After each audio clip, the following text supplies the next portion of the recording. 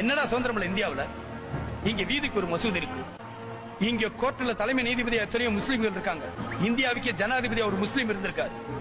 அவளை எதுக்குடா 100 கோடி பேரை ரெப்ரசென்ட் பண்ற இந்தியன் கிரிக்கெட் டீமுக்கு கேப்டனா ஒரு முஸ்லீம் இருந்திருக்காரு. இந்தியாவோட பாதுகாப்புக்காக அணுகுண்டு தயாரிக்கிற அப்துல் கலாம் ஒரு முஸ்லீம். சாரே ஜஹான் சே அச்சா ஹிந்துஸ்தான் ஹமாரான் பெருமையா பாட்டு எழுதினவரு ஒரு முஸ்லீம். யார் ஆட்சிக்கு வந்தாலும் அரசு பொறுப்புல உட்கார வைக்கிற பாத்திமா பீவி ஒரு முஸ்லீம். காலம் பூரா உயிருக்கு மேல நான் நேசிக்கிற நண்பர்கள் எல்லாம் முஸ்லிம்கள்.